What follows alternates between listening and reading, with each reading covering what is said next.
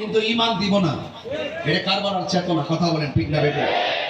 যাই হোক ভাইয়েরা আমার, আপনারা অনেক শান্তিপ্রিয় মানুষ। আমার এলাকাতে তো যদি এই কথা বলতো, আমি চাকরি খাই বলতাম। উস্কানিদাতা এগুলো সমাজের শত্রু, এগুলো স্বাধীনতার অপশক্তি। কথা বলেন ঠিক না বেটে? এই অপশক্তির বিরুদ্ধে রুখে দাঁড়াতে হবে। রাজি আছেন কিনা বলেন? সে তাহিরিকে ভালো করে চিনে, দেখে আসতেছে ওয়াজ করার জন্য। আবারও বলছি, ইউনুস সাহেবের ট্রান্সফার আছে, কিন্তু আমরা হামিদচরের মানুষের ট্রান্সফার নাই। একজন চলে গেলে আরো 14 জন জন্ম হয়ে রয়েছে।